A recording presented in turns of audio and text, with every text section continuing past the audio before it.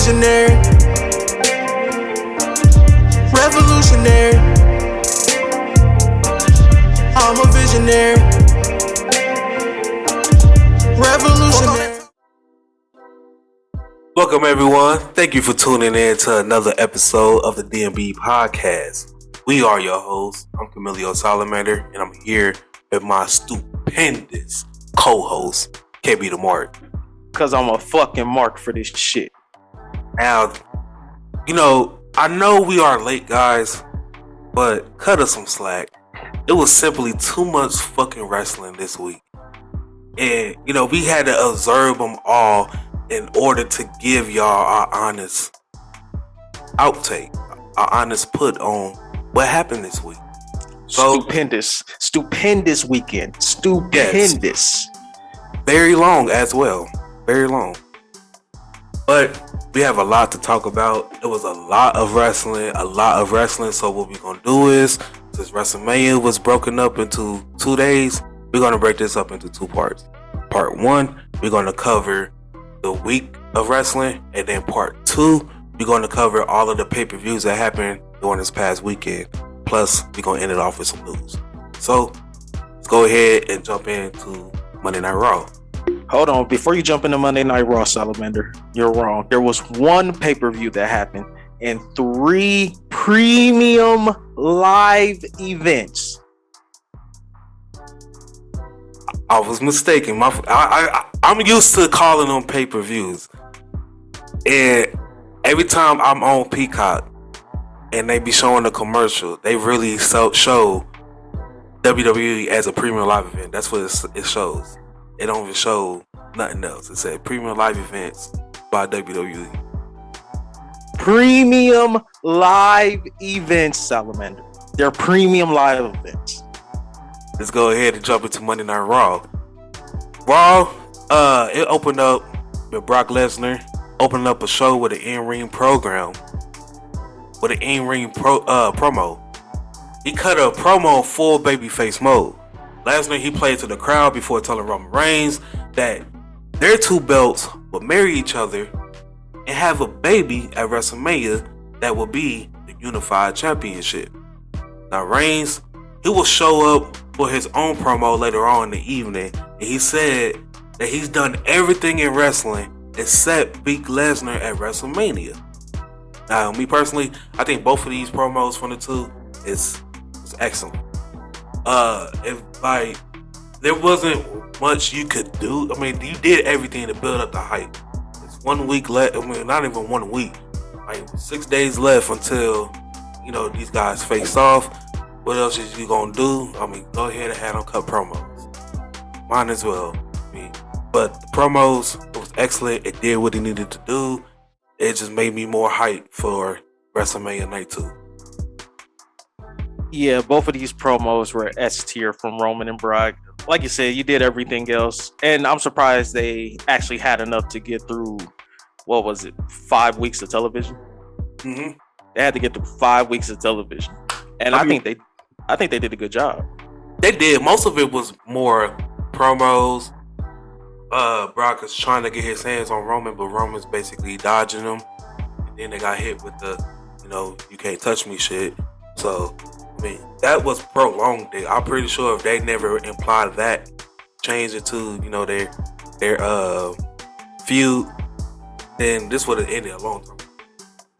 Brock would have got his hands on Roman for a long time. Probably. You're probably right. Moving on to the next segment, we got Rey Mysterio. He defeated The Miz via pinfall. Now, I kind of hate during build-ups to major matches like this when they give us a singles match. They kind of give us a preview of it. I kind of hate that. This was the go-home show. Why give us a match? I'm pretty sure they could have did something different. A segment, Miz TV, something. It could have been Miz TV. He interviewing Logan Paul to talk about what they're gonna do to the Mysterios at Mania. And then they could have just interrupted and destroyed the set. Something like that, just to have us hyped up a little bit more. Yeah, WWE, they do that a lot where they give you we've been saying it, or I've been saying it for the longest. They give away the spot before it needs to happen, or they give away the moment before it needs to happen, which coincidentally happened later on in the show. Right. But it's every mismatch, and you do gotta have some professional wrestling, and you do need to build hype. Maybe they thought a promo wouldn't be enough, so let's just get Rey Mysterio in there, and we can make that happen. Following this, we got a recap of what happened earlier, like very earlier that morning, like around 9. Seth Rollins, he showed up to the headquarters, WWE headquarters, and Vince McMahon gave him a spot at WrestleMania against an opponent of his choosing. Vince McMahon choosing. We kind of reviewed on this a couple days ago anyway, so is there anything else you want to add into this, or? The same questions I've always had. One, why was he there so early? Two, when Vince said you could have just asked me, that kind of puts Seth Rollins in the babyface role, because like, you went through all of this, but he's supposed to be the heel. You went through all of this, and we could have just had him be a heel and just go and ask Vince McMahon for a WrestleMania match like that. If that's the case, and I know they won't, they'll probably never reference it again. But if that's the case, and all top stars like Seth Rollins, Roman Reigns, all they have to do is ask Vince McMahon for a WrestleMania match, then I don't want to see next year somebody else struggling to get on the WrestleMania card. I want them to go into Vince's office, be like, "Hey Vince, I'm not on the WrestleMania match card. Is there any way that I can get a match?" I mean, because with what Vince McMahon just said, all Seth Rollins had to do was ask. So now I feel like you've diminished Seth Rollins' character, because he went on a little babyface tear for multiple weeks trying to get on the card. He gets a meeting with Vince, and Vince is just like, "Why didn't you just ask me?" Right. Moving on to the next 2 segments, we got Omos defeating the Viking Raiders via countout. Now, during the match, Omos, he was dominating the Viking Raiders anyway, but who is the Viking Raiders? WWE haven't showed them any respect since they got caught up to NXT. Since they got caught up from NXT. But after this, Bobby Lashley, he returned the Almighty. He returned to Raw, and he confront Omos. Now, as Omos, this has happened with Omos. He was asked after the match. It was like an in-ring interview. And the interviewer asked him if he felt that he was a major threat in the locker room. And before he could answer, the Almighty came. He came down to the ring. He came to a huge pop, might I add. So is he babyface now? I don't know. But Omos was furious. Bobby, he came out. He hit Omos with a shoulder block, took him off his feet. That was a major thing since Omos came to WWE. He's never been taken off his feet. The question was, who will be the first man to put Omos on his ass? It was the Almighty. But this was the segment. I'm gonna give it was average. I was hyped to see Bobby back. I'm glad to see that he was back, and this injury wasn't really that serious. So it gets a good thing because of that, but they kind of did spoil the WrestleMania match. Because of this segment, we kind of knew Bobby was gonna win at WrestleMania. Yeah, 2 thumbs down for me. Completely did this backwards, all the way backwards. Yes, Bobby Lashley comes back, he gets the huge baby face pop. Omos should have dominated him, and he should have made Bobby Lashley look like he didn't even stand a chance. He wasn't even in his league. Mm-hmm. So he shouldn't have gave away the moment, because that's a huge moment. That moment should have been WrestleMania, and we should have seen one spear, and that would have been enough to put Omos on his ass. But I see why they wanted to have Bobby looking strong, but a returning Bobby Lashley is already strong. This should have been used to make Omos look even stronger than what he's been portrayed in the past couple weeks. Right. Moving on after this, you know how I feel about the soap opera shit when it comes to my wrestling television. I don't want to see it. We got Reggie and Akira Tozawa proposing to Dana Brooke and Tamina, respectfully. I say it pretty much every week after week after week on week after week after week after week. Monday Night Raw keep giving us this soap opera shit. I tuned in to see wrestling. I didn't tune in to see the Young and the Wrestling. Well, if you're tuning in for wrestling, you're on the wrong day and on the wrong show. No, you got to tune in for wrestling during hour 1. When they get to hour 2, that's when they give us this shit. Hour 1 and hour 3 we get wrestling. The second hour we get soap opera shit. Listen, Salamander. Why are you hating love? Why? Why do you hate love? You're such a heel. You don't want love? I don't want to see this shit on TV. I want to see wrestling. Wrestling can't have love? It can, but if you tell the story right, I ain't into this. Oh, I guarantee you, if Bianca Belair and Montez Ford was doing this, you loved it. Yeah, that's different. If you tell the story, that's right, that's not different. If you tell the story right, this ain't because for one, none of these people on the screen I care about. That's probably why. But if you tell the story right, first off, how can you not care? How can you not care about Dana Brooke? Has she been on TV like that? No, she haven't. Every match that she is in, she lose. So why would I care? Tamina, on the other hand, she only win when she partner up with somebody. Other than that, when she on her own, she don't win. So why would I care about this? If I don't want to see you in the ring, I don't want to see you. Period. I don't want to see you in no segment like this. Anyway, that's Dana it. Brooke. Now they do something like Bianca Belair and Montez Ford. Yeah, because they on TV all the time and they be winning and stuff. So. And I know they really a couple, so I believe it more. But this, no, I don't. I'm sorry. Listen, Dana Brooke has greatly improved. Carmella and Corey Graves on-screen chemistry is way better. What does that even mean? You know what? That's the thing I don't want to see. I think that's cringe. See that shit than see this. I think this is cringe. Seems like we're at a bit of an impasse. I don't like it. I don't like Corey Graves and Carmella. I think it's funny. You think? I think this is funny. I think this is grade A television. Wow. You're a heel, bro. You don't love love. You don't love love. That's messed up. Oh, it's fake love though. Hey, love is love. It don't matter how you wrap it. Real love is Carmella and Corey Graves. You know who else? This is thrown together love for entertainment purposes. J. Cole said he want that Jada and that Will love, and look how that turned out. No comment. Moving on to the next segment. We got Sasha and Naomi in Brutality. They defeated Queen Zelina, Carmella, Natalya, and Shayna Baszler via pinfall.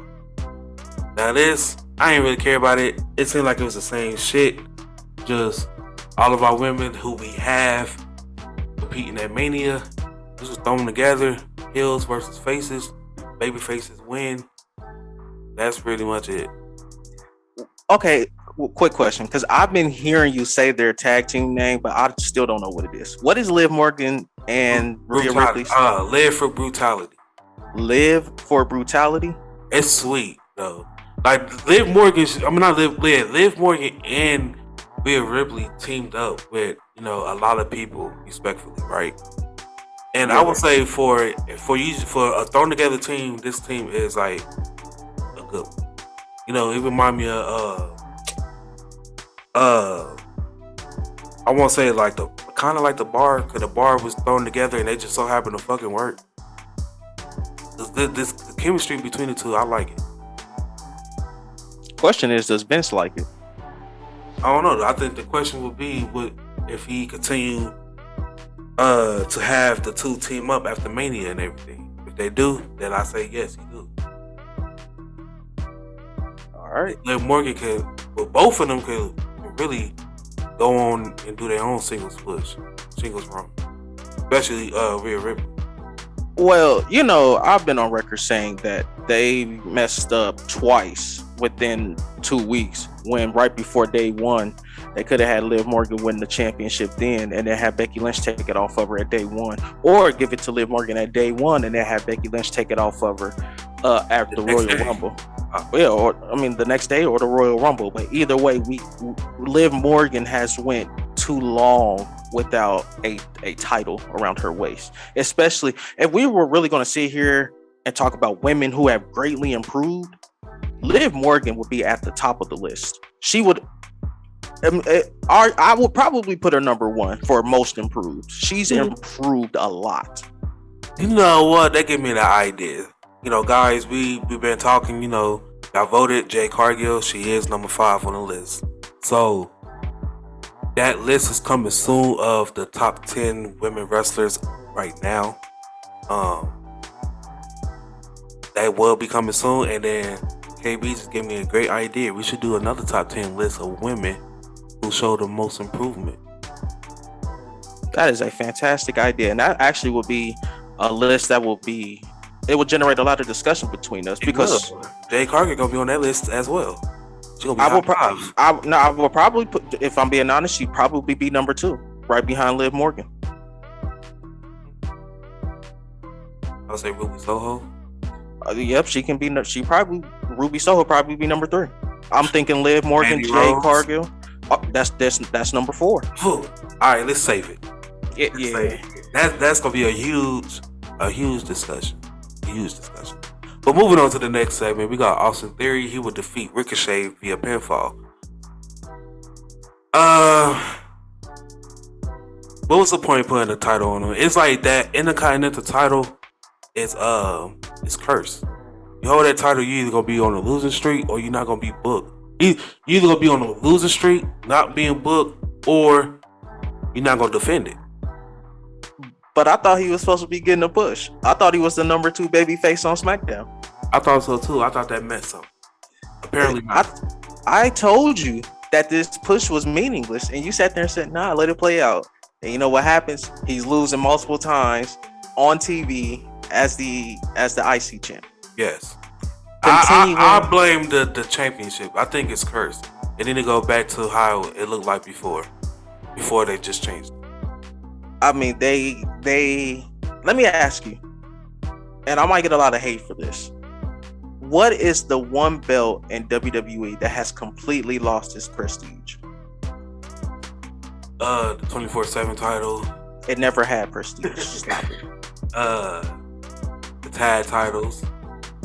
Tag titles with teams like with the Well, Usos. I would say they building it up now with RK Bro and the Usos.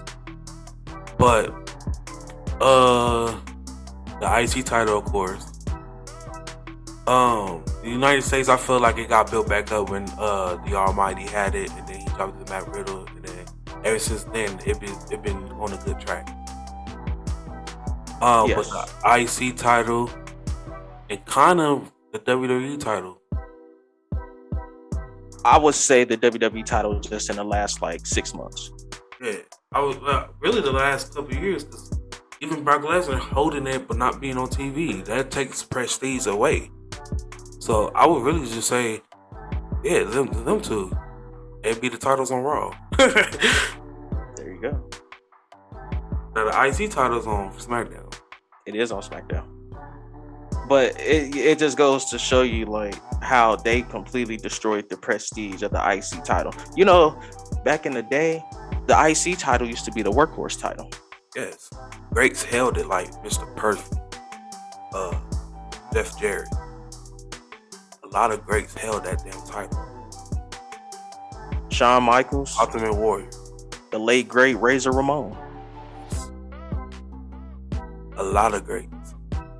Chris Jericho. A lot of greats held that title, and it was I loved it back then. Like, it don't matter what title you had. You could have had the IC title, you could have had the United States title, the Cruiserweight title, the European title, the Hardcore title. You carried it with prestige. everybody carried it like it matters to them. If they lose it, their life is over with. They about to get depressed. That's how they carried it. I don't see that no more. Like me now, I like the way how Roman carried the Universal title, right? He carries it in the way Paul Heyman holds it. I like that. But the way he did it before, how he just had it on his back like a book bag and shit, I didn't like that. But to me, it felt like it was nothing to him. Just holding it like that. Yeah, I didn't like that shit either, and I had the same argument as you too, because I'm like, it doesn't matter what championship you hold. A championship is a championship, and you need to be acknowledged for holding it. But with the way Roman just put it behind his back, I felt like he thought he was bigger, and that's the sad part too, because I think the only belt John Cena hasn't won was the IC title, and I would love for John Cena to go on like a year-long run with the IC title and put some prestige on it. That would be good though. Not even gonna lie.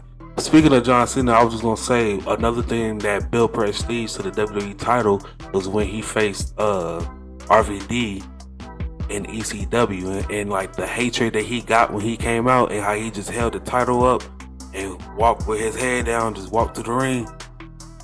That built prestige up too. It's all the way it's about the way you carry the title. I don't care if you carry the title for 2 months. You carry that title for 2 months and you look like you care about it every time you're on screen, like the way you carrying it to the ring, you excited, showing love to it and all this stuff, that built prestige to the title. You know what that reminds me of? The way Tommaso Ciampa would hold Goldie. He's gripping like he don't want it to leave his sight. Yes.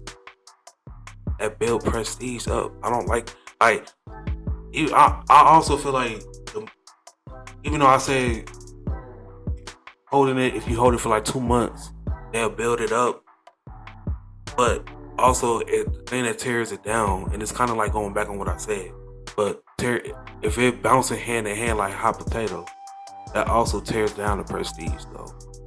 But I feel like it depends. Like, let's say it's a hot feud between two individuals, and this feud is so hot, and the title bounce back and forth between the two, like over a year course. I don't think that kind of demolishes it. It just shows how hungry the two want the title. But if it's bouncing like one person have it, he loses it to one person, then that person loses to another person, and that person loses to another person. All this happened within 2 months. That loses prestige.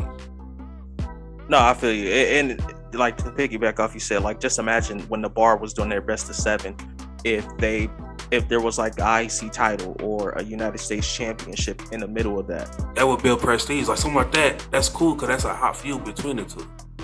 So that would be cool. Right. But yeah, that IC title, it's not prestigious. And I always hark back to The Miz, because you can give The Miz any mid-card title and he'll automatically, to me it seems like he'll automatically restore it back to what it was, because it's just how he loves it. I got a question for you, KB. Yes. And after this, we can finish up Raw. What new guy on the roster, well, on SmackDown, would you put the IC title on that you feel like will build prestige to that title? Since Big E is not with the New Day anymore, or because he's injured at the moment and it's not looking too good for him coming back, this is the perfect time to really let Xavier Woods have a run with it. Xavier Woods can definitely go places with that IC title on SmackDown. Yeah. And that'll give him some exposure, because to me he's a top 15 wrestler on in WWE period.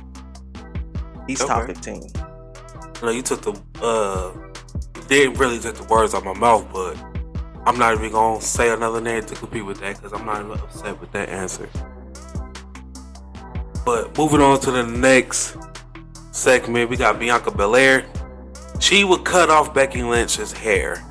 Now, this showed a dominant side of Bianca, like a breaking point, like she ain't taking no more shit. I kind of like this side. I really do. This promo, it did what it needed to do. Won't last go home. It did what it needed to do. Thumbs up. Yeah, we had discussed it earlier, and after thinking back to what you said, harping back to what you said, and looking at this promo and just how everything was, it just pushed me back. remember when she won the Royal Rumble last year and you just kept saying like, this is it. I'm like, nah, it's something missing. She wasn't serious enough for me. And then she cut that promo and I'm like, that's it. Same thing here. Seeing her cut Becky Lynch's hair, to me, it just added confidence. Now she knew she was in her head. Yeah. And that Becky Lynch couldn't do anything else.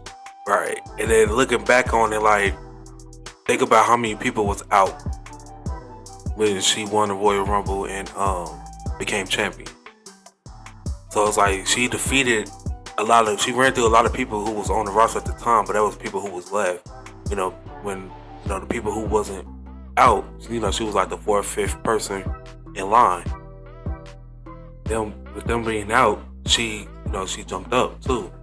So now she was really facing real competition for real too at the same time. So I do like this story better than the first story, low-key. The first story it means more, I would say. The first story told you the come up of Bianca Belair, but this story is telling you how Bianca Belair overcame, her basically like her demons, basically, because Becky Lynch was basically the only thing holding her back. Now that she overcame that, this story, the first story is like it touched your heart. Two black women main event at Mania. She wins it all. It's a heartwarming story. But in this story, I feel like it's the most important story of her career so far. Yeah. Her redemption story, perfect. They absolutely played it perfect. And now the 26-second booking of Becky Lynch doesn't even look that bad. Yeah, when you see the journey. And this was just one of the times where WWE gets the long-term booking right. Yeah, it looked stupid when we first did it. Exactly. But you had to let it play out. And just watching Bianca, how she would always get Becky Lynch, but it was multi-man.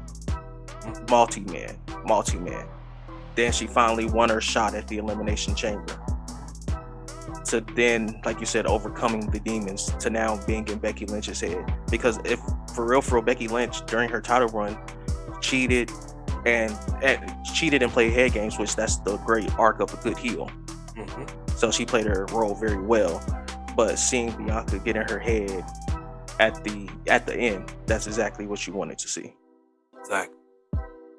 Moving on to the next one, we got Drew McIntyre. He defeated Happy Corbin and Madcap Moss via pinfall. Like I said earlier, I hate when they give us this to go home show. I hate when they give us a spoiler. For real, I hate it. Yeah, I just would have put Baron Corbin up against a jobber. Right. Or give one of them. Yeah, give one of them some type of momentum. I would rather have Drew McIntyre cut a promo and then put Happy Corbin up against a jobber to make Happy Corbin look strong going in. Especially because his finisher was undefeated, and since he became Happy Corbin, he's been undefeated. So just put him over a little bit more because we already know the obvious. Drew McIntyre is going to kick out at the end of days, and he's going to end his streak. That's the obvious. So why not put him over again? Sure. Before going into the pay-per-view, a premium live event. Premium live event. But yeah, you make a solid point. Put somebody over. Right. After this, we got a pre-recorded Edge promo. Can't lie, I like this dark Edge. Edge is getting dark, guys. I said it once, I'll say it again. S-tier promo from Edge. And Jesus. Like I said, Salamander, imagine us sitting down with Edge before he came back and said, Edge, the face character is going to be the ultimate opportunist in your last run.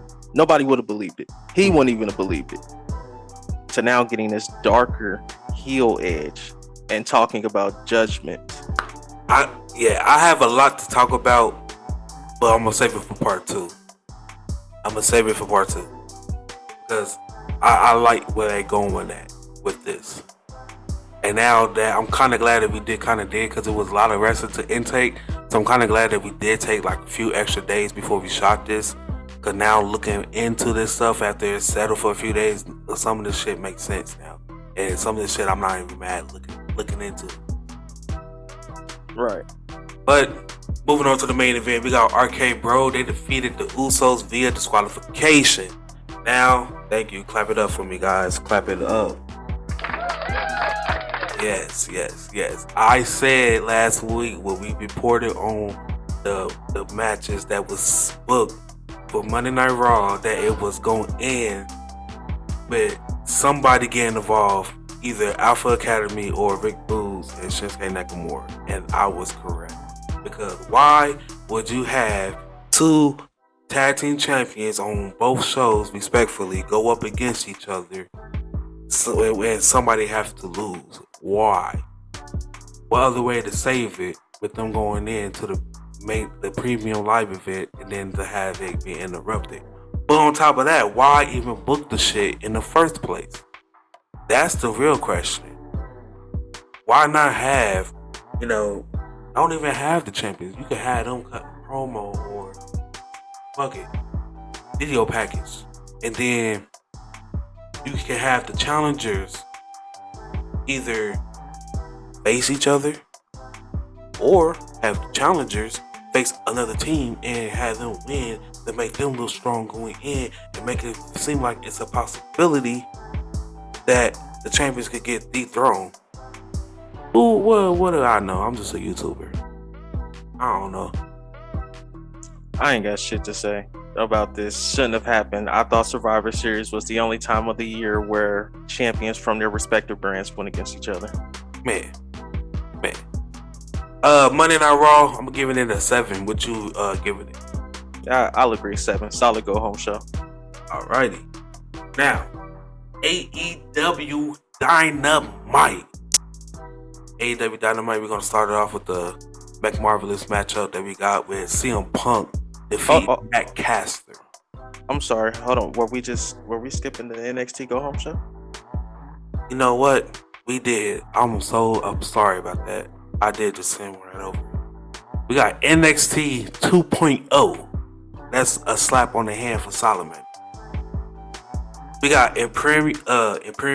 They defeated MSK and LA Knight via pinfall. Now,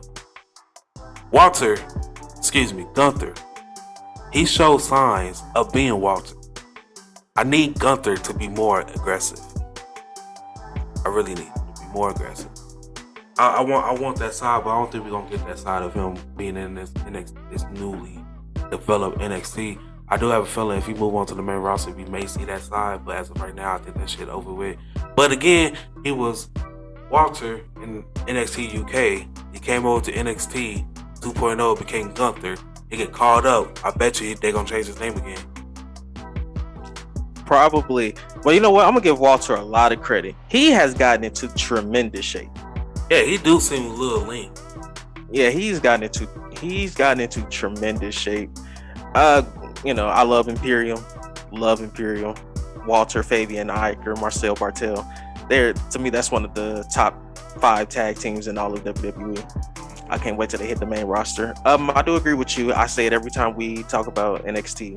He just looks like a regular WWE superstar. The aura of Walter is gone. Those chops don't sound the same. His offense isn't as hard hitting. He just looks like a regular WWE superstar. I remember when Walter was on the card, you knew what you were getting. You were getting a 5-star hard-hitting classic. But, look what they did to Pete Dunne. Pete Dunne was in the same category. They're gonna put Gunther with Sheamus. He get caught. And they're gonna call him I don't know, Peter. They're gonna call up Imperium, and then that's gonna be their first rivalry, going against Sheamus and his boys. What will they? You know they're gonna change this. What would they name? I couldn't tell you. I mean, I was so surprised with Gunther. That's not a name I would have thought of. Gonna be some goofy shit. Probably. Bet you. After this, we got Ivy Neal. She defeated Tiffany Stratton via submission. Now both of these girls, ladies, they both is very green still. But I mean, you, we was talking before we recorded, and I was saying, I believe NXT, the performance center should be where you learn, your way around the ring. You learn how to run the ropes. You learn how to, cut the ring in half. You learn, how to sell and all this shit like that. NXT is the development brand, so that's where you should be learning how to work the cameras and shit. Yeah, NXT, you should be learning how to work the cameras, mic skills improving because you're in front of a live crowd doing it. So that should be the only two things that we kind of see that's like, alright, yeah, before they get caught up, they gotta improve on their mic and they need to, interact with the crowd more, some shit like that. Like, that's the shit that we should be noticing. You should be noticing that, you depending on that spot that they tell y'all what the spot is. And then you counting it like it's choreographed.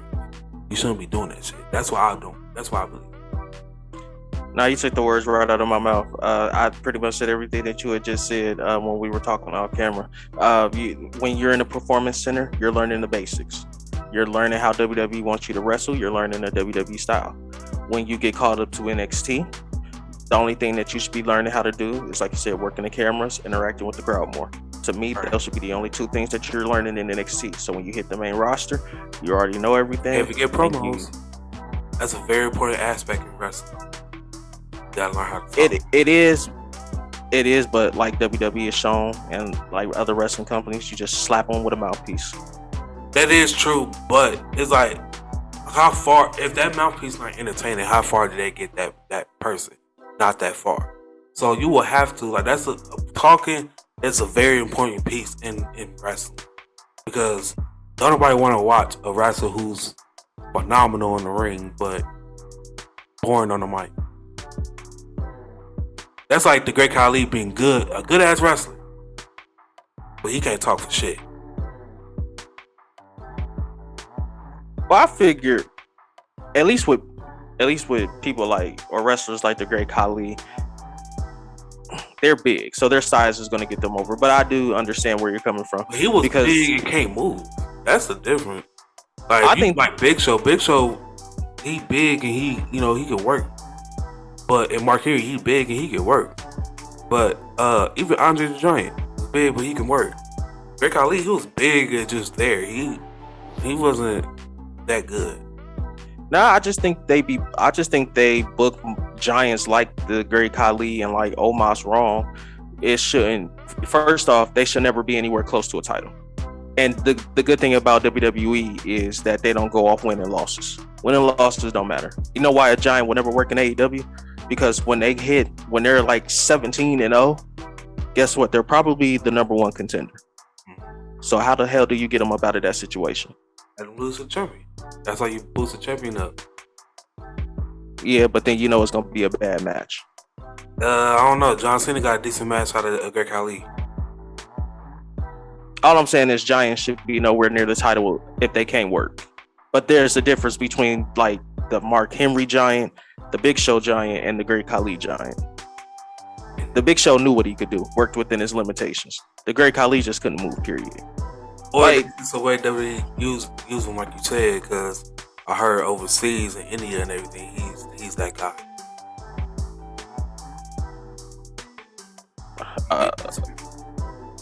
The Great Khali is that guy? Yeah. I just think it was a reason why WWE went for him anyway. But I just think it's just the way that they use him. Like, if I cut, they usually do that. You get signed, certain moves you can't do, the shit that you used to do that used to work for you. Everybody look different from where they was spotted at to where we see them at now. Seth Rollins, I'm pretty sure he was way different. He rapped as Tyler Black. He was way different than he do now. There's certain moves that he bring out every now and then, but shit like that. Now we starting to see Bryan Danielson that was in Ring of Honor and shit like that. We starting to see that on NXT. We didn't get that in WWE. WWE kind of take away certain things that made you noticeable for real. No, you got a solid point. Solid point. One more thing. The match was not. The match was. The match was not bad. It did its job. Ivy Nile was good enough to carry Tiffany Stratton to a decent match. They're both very green, but like I told you on camera, I think Tiffany Stratton's got the character for the main roster. She just has to put the rest of it together. But I think that Daddy's little girl character, I think that's going to get over really big on the main roster. Exactly. They should have really gave that gimmick to Lacey Evans. Though.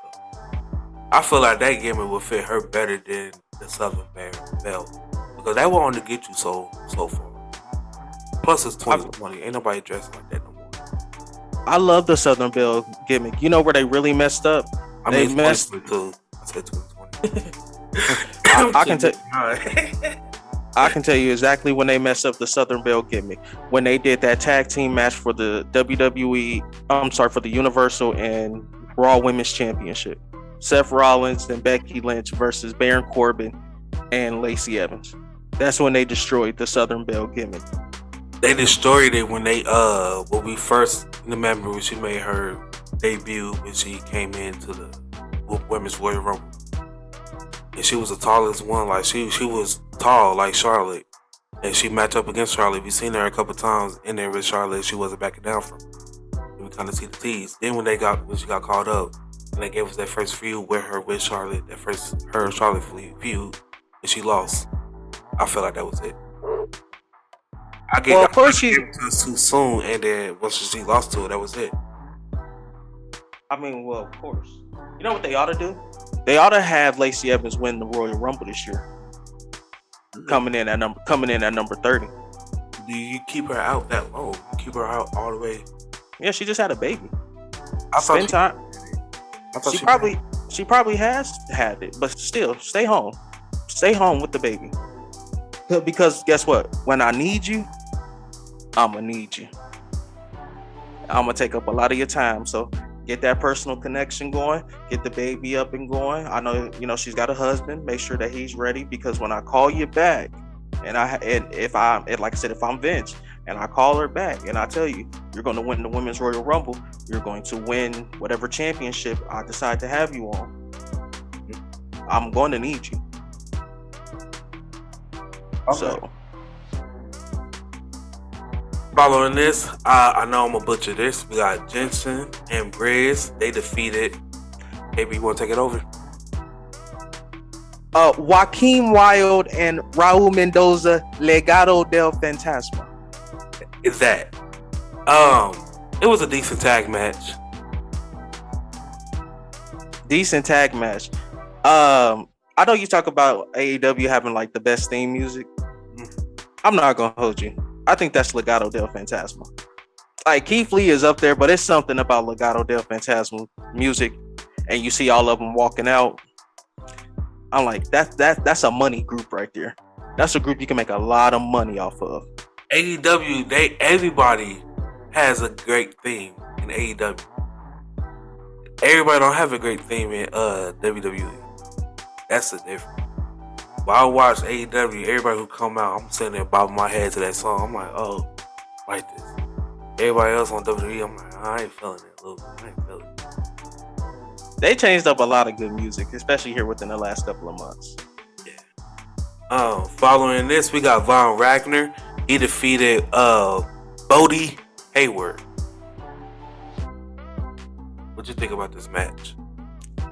He had a teachable moment. I'm always brag about Andre Chase University. Like there are a few reasons why I want me and you to both go to an NXT live show. Mm-hmm. But I only want to go if these three people are on there. I need LA Knight. Yeah. I need. Okay, it's four. I need Cameron Grimes so I can go to the moon. I need Andre Chase. Definitely need Andre Chase because I'm definitely trying to see a teachable moment. I would normally say Walter, but I gotta go for my boy Salamander Tony D'Angelo. I gotta go see my boy Tony D'Angelo. I get it. I get it. I finally get it. Remember, I was on here saying I just don't get Tony D'Angelo. I just don't get him.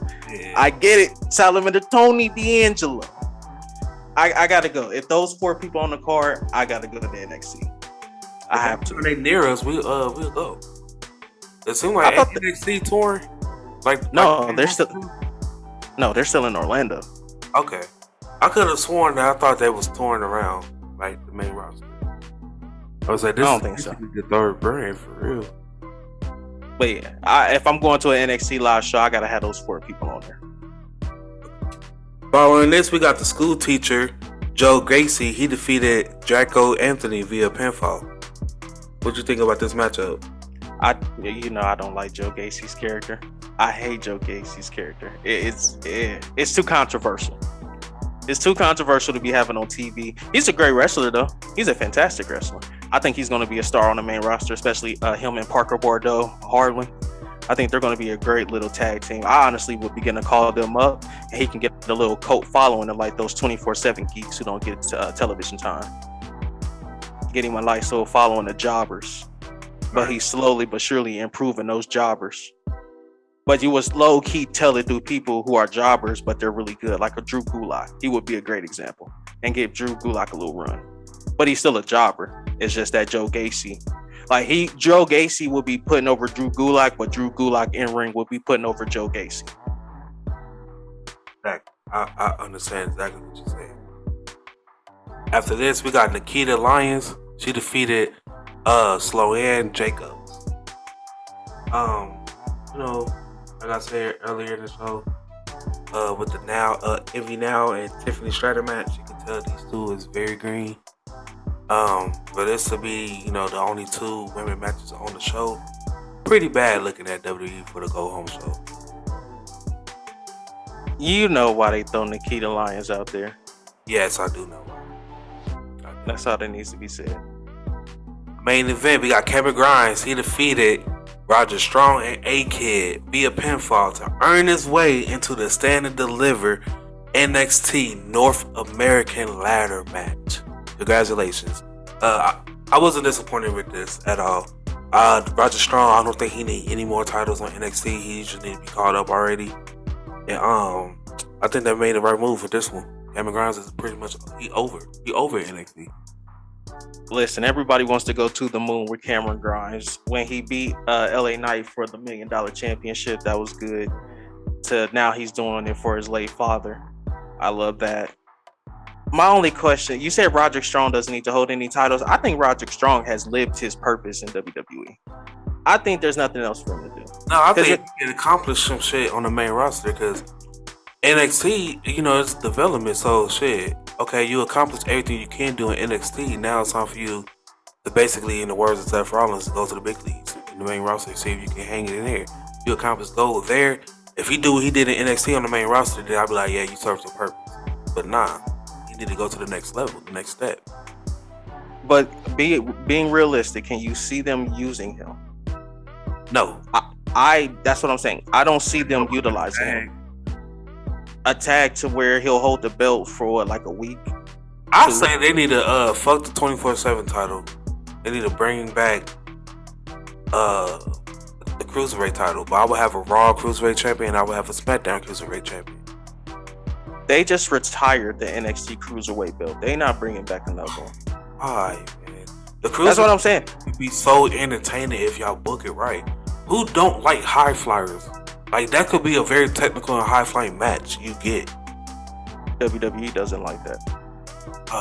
And they just canned 205 Live and rebranded it as NXT Level Up. They don't want cruiserweights anymore. They don't want cruiserweights. They don't want indie stars. I don't know. It seems like if they just recruit anybody, if you don't got like if you made it to the main roster, all right, you cool, you safe. But now, if you got any experience in wrestling, we do not want you. We want people straight off the street, straight out of school, all that. Oh, you about to be an actor? Man, come to WWE. You a model? Come to WWE. It's like they going back to how they was in the early 2000s. That's what I'm saying, Salamander. They don't have any use for him, so I think they should release him because he looks so lonely. Even with Diamond Mine, he sticks out like a sore thumb. Where do you think he should go? What, you gonna say AEW? Yeah, That's a possibility. Anybody who leave WWE, you always say that would be a great fit. AEW. That AEW. They got Can I finish? I was gonna say AEW, bringing back with his boys, but I was gonna say Impact. He could do works in the X division. I'll say, yeah, that is true. I could also see him winning that main title. Yeah, he would do.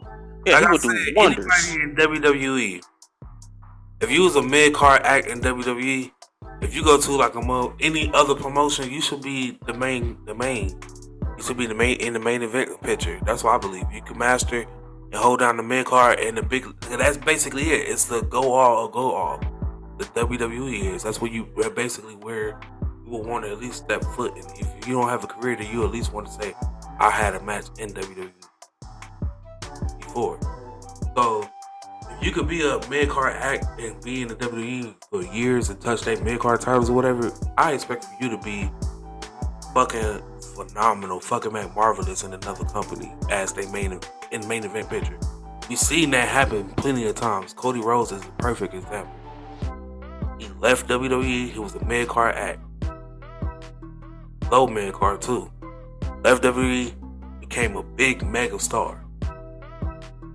Same thing for John Moxley. He was like a mid card act for real.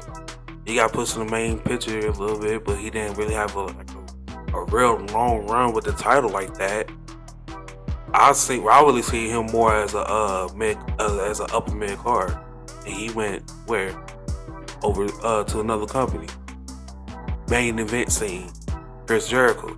He was off and on in the main event and the mid card act, and what he became bigger than ever and stuff. So that's just a few examples. So if you can make it to be a good mid card act in WWE, you should be a fucking the guy, the face of another company.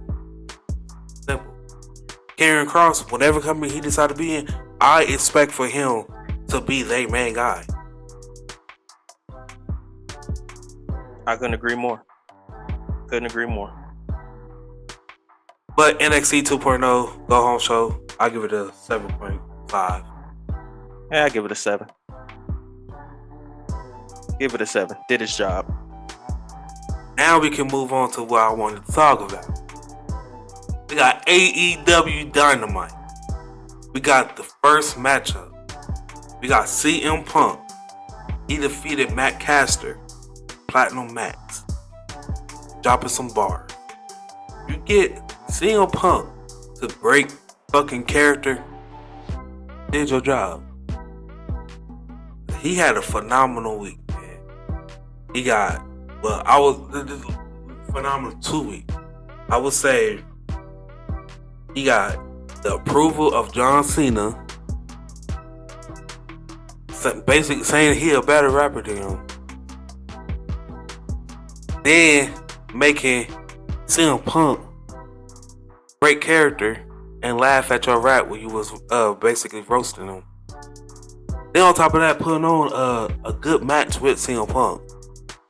And then this week on tonight episode of Dynamite, you are going up in the Owen Hart's qualifier against Samoa Joe. So if you're not on a fucking roll right now, I don't know who is. Everybody loves the Acclaimed. Mm-hmm. Everybody loves the Acclaimed. That's all you gotta say. Yeah. The Acclaim have arrived, and everyone loves the Acclaimed. Remember when they were trying to cancel them? Exactly. Now we all love them. Right. Moving on I'm sorry. I just gotta say this. Tony Khan know what the fuck he doing. Yeah, he do. I will say, I've been saying so many times, Tony Khan, ever since he took over, Dynamite has been fucking good. Ain't even lie. But moving on to the next match, we got Jon Moxley. He defeated Jay Lethal. Now this was a good match. Jay Lethal, he's trying to get a lot of TV time now. I do see Jay Lethal as being one of the new members of the group. We were talking a little bit off camera, and I said that the opener was good, but I don't think it should have been an opener. I think this match should have opened Dynamite, because when Dynamite opens with a match, it's typically one of the better matches on the card, and it's always the talking point. So as CM Punk will always be a talking point, so I'm not taking away nothing from him. I just think that CM Punk, I think that Moxley and Lethal, just for how good it was, fucking McMarvelous, I think that should have been the opener. It seemed like to me they were more hot for that match than Platinum Max and CM Punk. It was probably a thing of CM Punk, since noticed how AEW treat their openers. He probably wanted to open up one of these episodes. And then on top of that, he probably wanted to, open up and put over Matt Caster, which is why he probably opened up this one. Makes sense.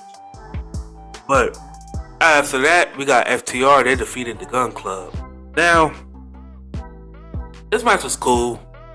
I really think something was off. It's not on FTR, but it's the Gun Club. I just think they're a little bit green, a little bit more.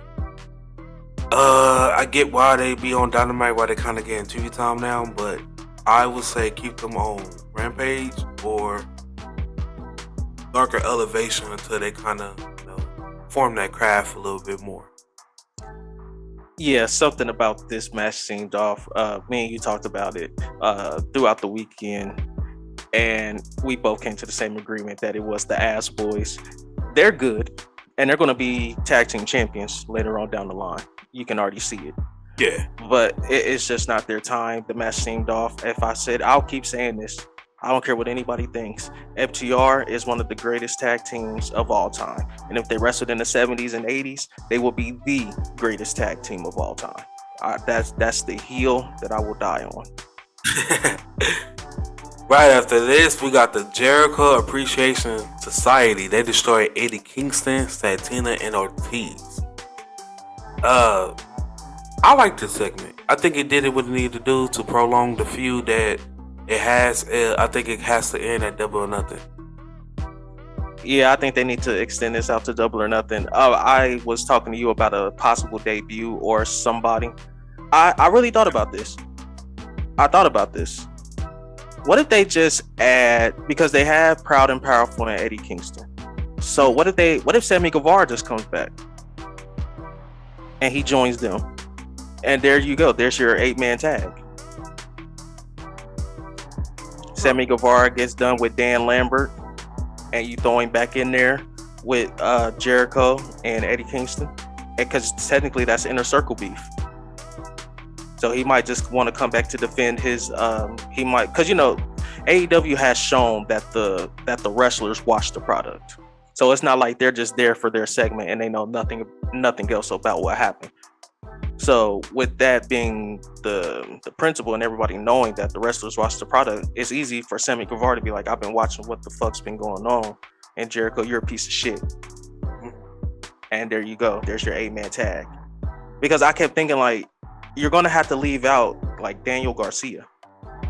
And that's not one person you want to leave out. But then, like, if you wanted to put him in there, then that means you're using one of the 2.0 people, Daddy Cool Hands, Angelo Parker, or Daddy Magic, Matt Menard. And that's not good either. So just add Sammy Guevara in there. Now you can get your 8-man tag. Following this, we got Bryan Danielson. He defeated Wheeler Yuta. Now, I think it was cool. The only thing about the match I didn't like was the ending when he spit in his face. COVID's still there. So that's my only thing. I liked it. Like I was saying, it makes sense when I like that little added bit of disrespect, especially when you know you're beat, but you put on a fantastic match and you just know, like, there was nothing else I could have done. So that's your one last act of defiance. I was never a fan of spitting in feuds. I think that's the most ultimate disrespect. Like, a mean, my But mom that's, told me if you spit on me, beat your ass. So, I mean, I feel you. But that's in wrestling, it works in wrestling. It don't work in real life because in real life, I should beat your ass. that's my contract. That'd be in my contract. You spit on me, I'm beat your ass. All hell, like all that shit that we said before, go out the window. Fuck the finish. I agree, but I think in wrestling it works. And besides, Wheeler Yuta had a hell of a week. He did. We'll get He into had a that. hell of a We week. get into part two. But following this, we got the Undisputed Elite. They had a championship celebration with titles they are not theirs, which is hilarious. I kind of think I like this. I think it was funny. He did what he needed to do to further this feud. Now this is one of the feuds that of Hangman's title run that I'm actually interested in. And when they run this back at Double or Nothing, I'm gonna be like, no, this probably the best feud that he had his whole title run. And that's on Baby. I've already said it. Just us talking. I don't like it. I feel like that's such an iconic image. I hate that we gave it away. Just like with the Bobby Lashley and Omos spot where Bobby knocked him on his ass. I feel like we giving that away. So now when they do win championship gold, all of them, that image we've already seen it, so it won't be an iconic image. Like, yeah, it'll be iconic because they actually won them, but imagine that was our first time seeing the Undisputed Elite after Double or Nothing taking all the gold, and they come out on that Wednesday's Dynamite. That's an iconic image. That's something you're waiting to see on Dynamite, but we've already seen it now. Yeah, but I think they'll do it a different way when they all become champions. They're gonna do it a different way though. That's why I can see. But I like it because it kind of brings in like the comedy into the feud and stuff. And it's more funny because the two have histories. Like the two Hangman and Adam Cole, they really know each other and shit like that. They have history with each other, so it makes it more entertaining. Yeah, and when you put it like that, I can definitely see it. I just, there are wrestling.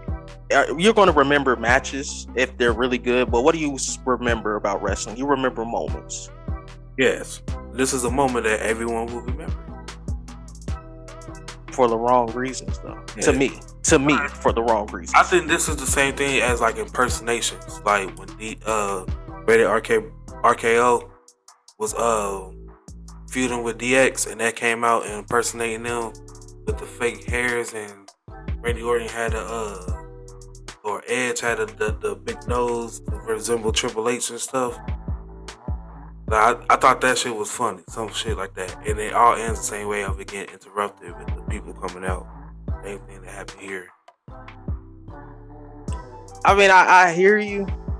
I just think that was such to me, and I can't stress that enough. To me, just that's an iconic image. Just like when we were talking about it, and I said, remember when the Elite would come out before Adam Cole and Red Dragon got there? You would see Kenny Omega walk out with the AEW World Championship. You got Don Callis carrying his other two, and Michael Nakazawa carrying one. So then you would see the Bucks come out with the AEW World Tag Team Championships, and you would see the Good Brothers walk out with the Impact World Tag Team Championships. That's just an iconic image that you remember. Omega coming out with 4 belts at Double or Nothing last year. You know what I'm saying? That's just an iconic image. Yeah, you just had to bring Omega. No, I'm just saying, like, those are iconic images when you see a whole group, just like when Evolution, when they had all the gold. Now you talking. Yeah, like when Evolution had all the gold, that's a good looking group. It's all about moments. That's right. But following this, we got Toni Storm.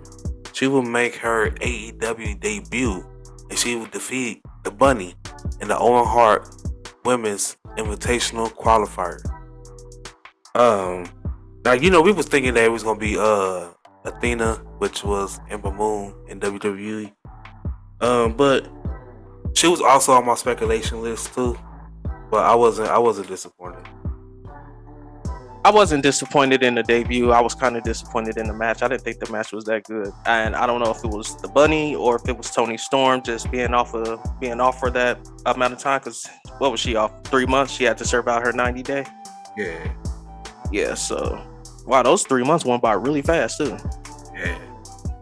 But Tony Storm got a fan. I'm not paying for that. I don't know what it is though. I'm not curious, but I'm pretty sure there's a lot of guys out there. They be salty. She's just posting pictures that's on her Instagram and shit. Like, there's a lot of guys that, once any female wrestler came out and said and promote their stuff, they're gonna be jumping right on it. Of course they are. Videos of them training. That's funny. Then we got the main event. We got Andrade El Idolo. He would defeat Darby Allin. Finally, Andrade picked up a singles win. It's been a long time. I would say that. He's not. I would say now he has potential to possibly stay in AEW, because before I was a little bit worried. Andrade El Idolo. He was at the Hall of Fame ceremony. Did they show him on TV? I don't know if they showed him on TV, but I sure did see him walking in with his fiance. I know he was at WrestleMania too. There you go. You heard it here from Salamander. Andrade El Idolo is unhappy in AEW and making his way back to WWE. I did not say that. That's what it seems like. He was on Twitter that he did post a picture of him and Charlotte. It looked like it was after her WrestleMania match. Listen, he's in love with Charlotte. I see why. I mean, but he left on good terms though. So I don't see why they would hold any animosity against him. I don't think they would either. But the match was good. I mean, it's Darby Allin and it's Andrade. I'm starting to feel like Darby Allin can't put on a bad match. I think I've never seen a bad Darby Allin match, and if it was bad, it wasn't on Darby Allin. He's Sting's son. That's why. He's not Sting's son. Yeah. He's not. Look, here y'all guys go. KB the Marcus breaking kayfabe, guys. He is breaking kayfabe. That's not his son. That is his son. That's what they say on AEW television. That is not what they say on AEW television. Coming to the ring, they're like, Sting and his son Darby Allin. They don't say that. I heard it twice. If anybody be breaking kayfabe is you. Talking about Jinder Mahal is an Indian. No, he's Canadian. He's Canadian. He's Indian. You breaking kayfabe, bro. Would you rate Dynamite? I'm giving it a solid 8. Yeah, I give it an 8.5. Now, this whole week, it was the go-home shows for Raw, SmackDown, NXT Stand and Deliver and stuff, right? Yeah. Honestly, the only show that we honestly got wrestling on was NXT, and we got some wrestling on Raw too. But they was calling it Raw WrestleMania, SmackDown WrestleMania. You know what I'm gonna call this SmackDown? Trash. I'm gonna call it SmackDown Video Mania, because we got hella videos this week on SmackDown. Which ain't bad, but it was hella videos. Listen, Salamander, why are you complaining? WrestleMania was the next night. I know. And that's what I'm saying. It ain't bad. It was just a lot of videos, but it wasn't bad. It did the job. Like I was hyped for certain matches that they showed for. I was for that. I wasn't mad though, because it was like a next day over, so it's like, why go so hard and risk injury for one more day. I do get that. But SmackDown will open up with Drew McIntyre throwing a fit, getting Abigail back, cutting the ring. Well, trying to, but he fucked up the ring. And that will lead into the next segment, which was the Andre the Giant Memorial Battle Royal, and he's kind of seeing, you know, the aftermath played off into that match. We've seen the damage into the that was done in the ring that was left by Drew McIntyre. But the final four in this battle royal was the Dirty Dogs, Finn Balor, and Madcap Moss. Final two was Madcap Moss and Finn Balor. Madcap Moss, he will come up with the win. Like his mentor, he won the Andre the Giant Memorial Battle Royal. Why not? It's another icing on the cake when they go ahead and wrap up the story. Another detail. Way to bury your NXT champion and your United States champion all in one go. Yeah, of course. I mean, I get it. I get it. WWE gonna say at least they made it to the final four. You know, the final four in the Royal Rumble always like go on to have a WrestleMania match anyway. One of them final four is gonna compete for the other championship that the winner don't choose, and then the other one's gonna have a match some way, somehow. You know what the losers of the final four get in real life? Nothing at all. They don't compete for the national championship, so why should I care? But why should I care? Is it really a loser if you in the final four and somebody win, they challenge for the Universal Championship, and then you challenge for the WWE title? Is that really a lose situation though? Because I didn't win the Royal Rumble, but I still got a title shot.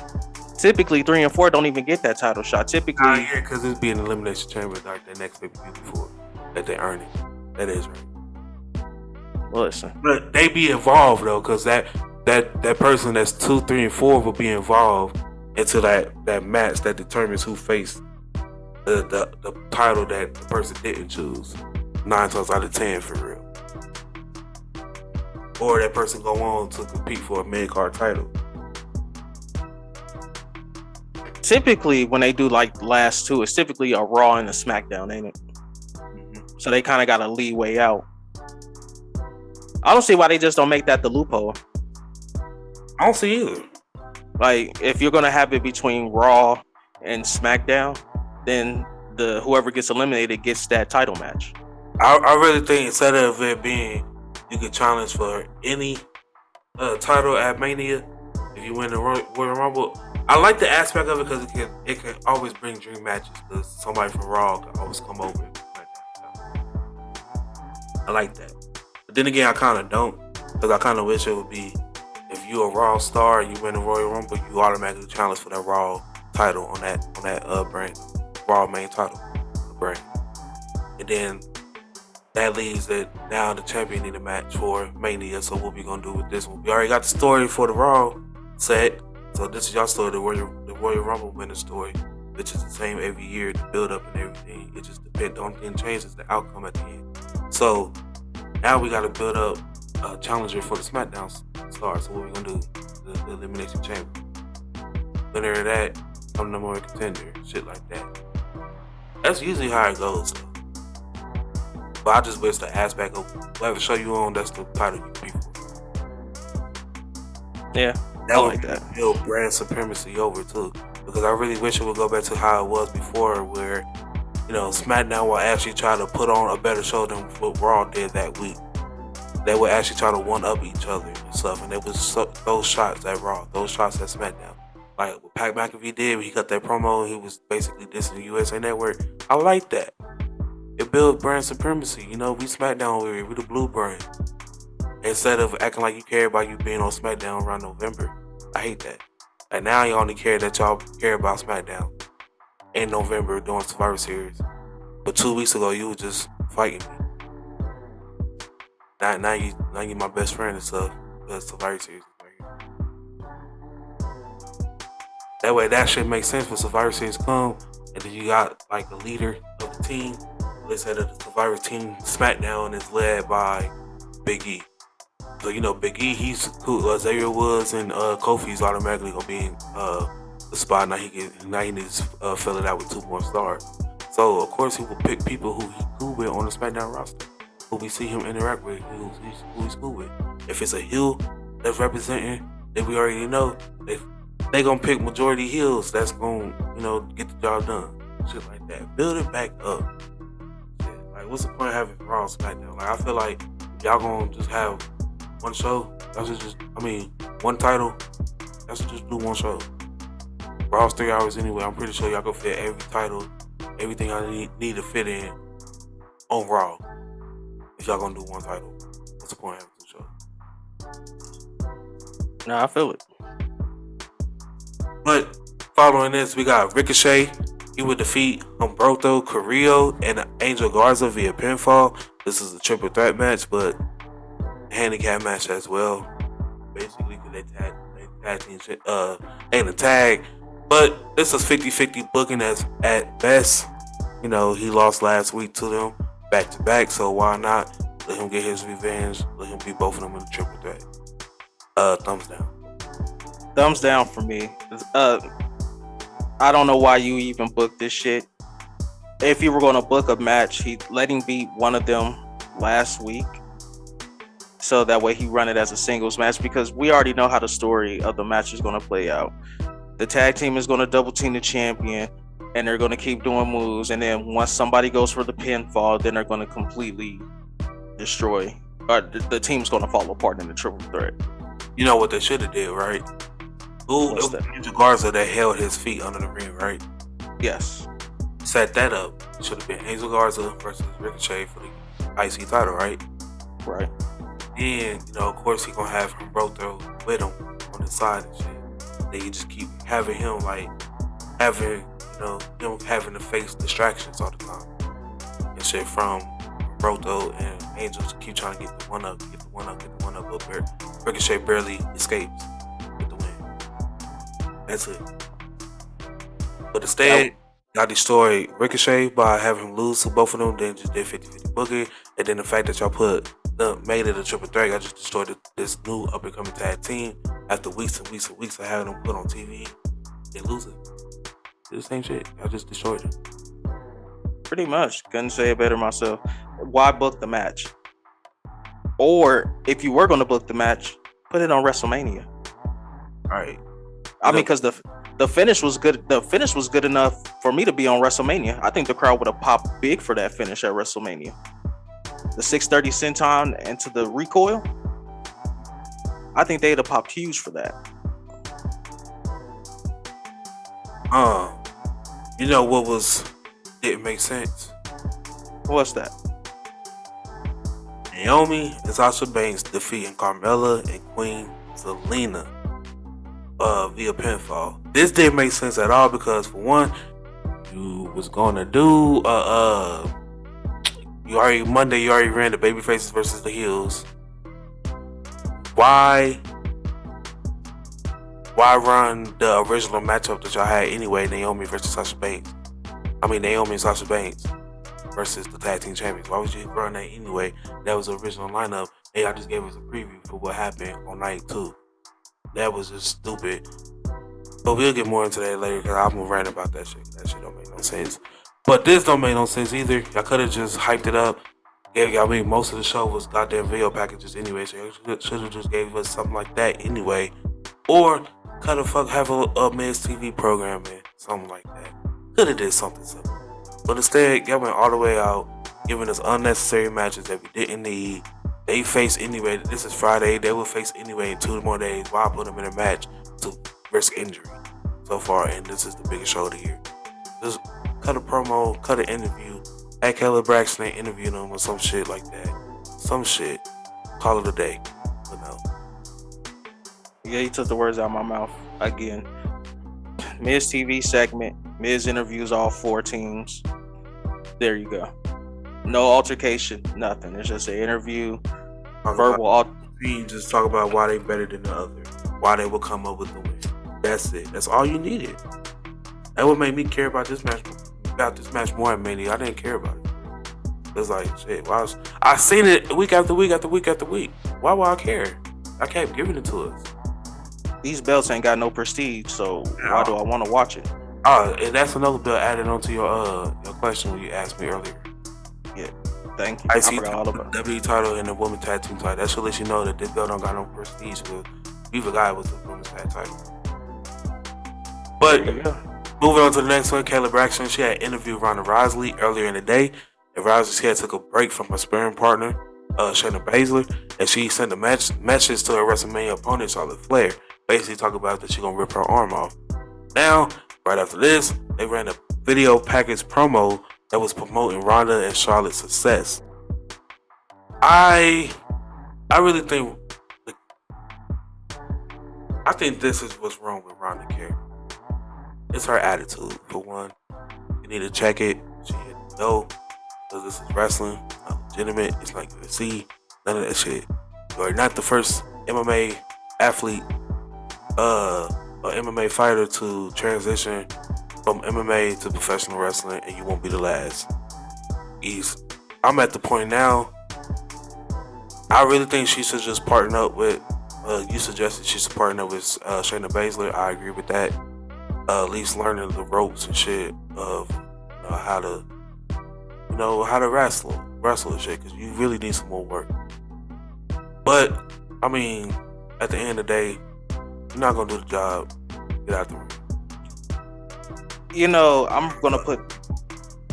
Get out. I'm gonna put the onus on Vince McMahon and Ronda herself.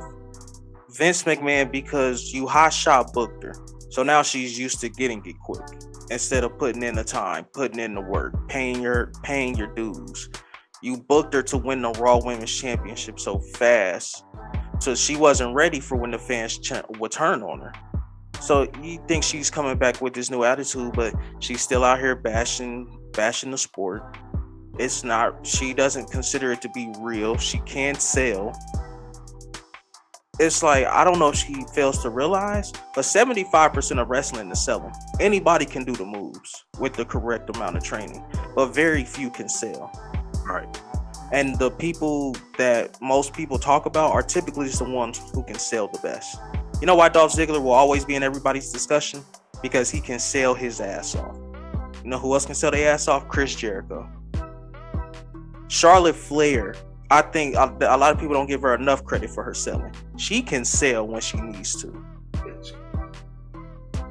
You gotta know, like you said, Salamander, check your attitude at the door. We get it. It's not.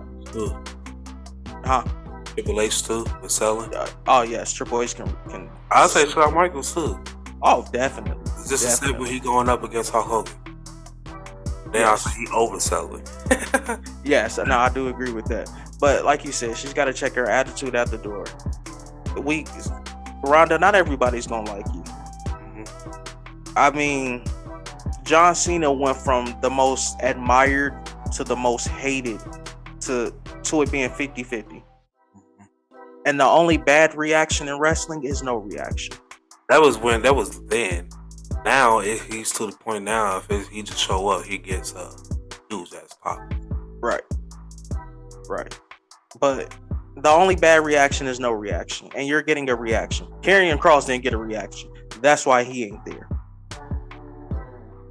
They are making you a star. You just have to be willing to take the hits when they come. Mm-hmm. I don't think she's willing to take the hits when they come. I don't think so either. But right after this, we got a video package that was promoting the Roman Reigns versus Brock Lesnar winner take all match. It did what it needed to do. I'm glad that they didn't have them on the show. They had them on Raw, promote Raw more. Don't have them on SmackDown. I mean, it was gonna do what it needed to do anyway without them. But following this, we got the last segment, and then leading on to the last match, we got Austin Theory. He would attack Pat McAfee.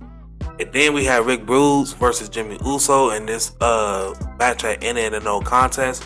But Finn Balor would throw Austin Theory in the ring, making this a 6-man tag match. Now, Austin Theory and the Usos, they would defeat Finn Balor and Rick Bruce and Shinsuke Nakamura via pinfall. It was cool. I mean, we didn't get that much wrestling.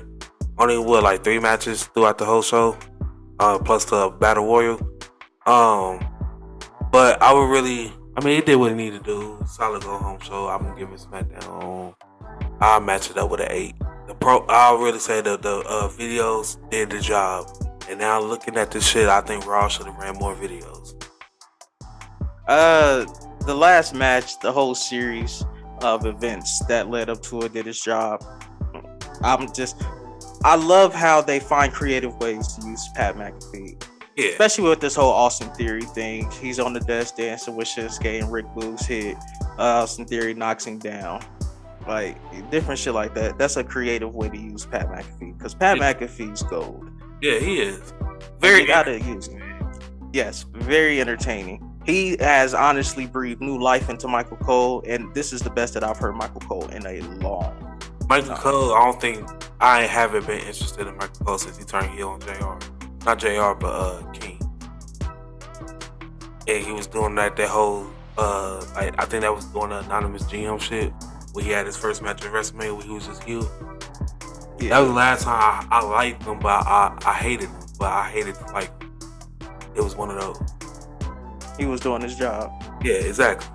He was doing his job. But yeah, I'm not gonna go 8. I'm gonna go 7. Solid go home show. Felt like it could have been better. The Andre the Giant Memorial Battle Royale. You kind of knew where it was going, like you said, when it got to the Final Four. Just hate that you had to bury your United States champion and your NXT champion. Exactly. And a good tag at that. Yes.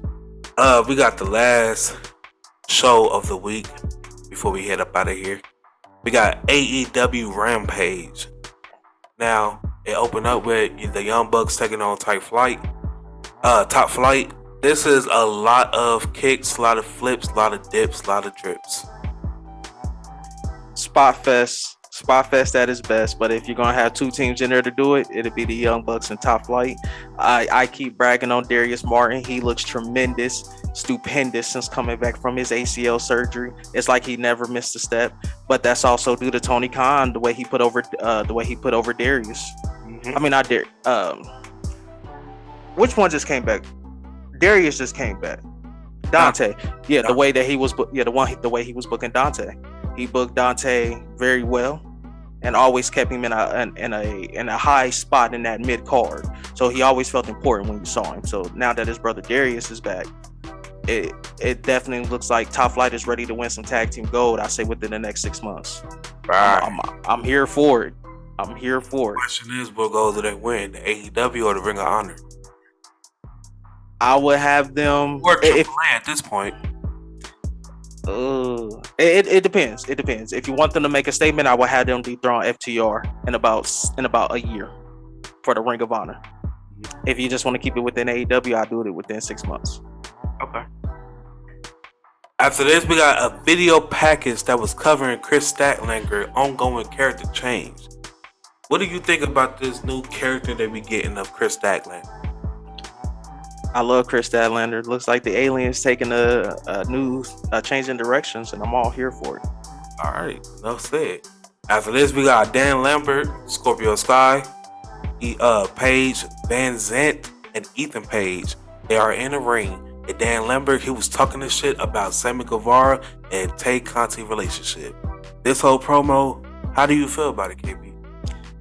Didn't it lead to them smashing the car? Yes. The Dan Lambert's gold. We need to teach sis Tay Conti how to swing a fucking sledgehammer. I think it was Dan Lambert's car. It was Dan Lambert's car, but we need to teach Tay Conti how to swing a sledgehammer. You listen, on that first one, you don't put all your force into it, because then they go through the car, and now you sitting here looking stupid trying to get it out the car. So is it what's one, the breaking the window second part, like that part, right? So is this the worst one, or Goldberg when he went to hit it with the hammer and didn't break, so he punched it his real hand and it was real glass, so he cut himself and was damn near bleeding to death? I say the Goldberg. I say the Goldberg. All right. After this, we got the House of Black. They defeated Fuego del Sol. I was just about to say it too. In the Dark Order. I was gonna say it. I ain't gonna attempt it. Not gonna wait till next time. The match was good. House of Black is great. Did his job. They're pushing Fuego del Sol, and he's not a jobber, but he's a little bit above a jobber. But he's still a jobber. He's like a high card jobber. He's like how James Ellsworth was. Like, yes.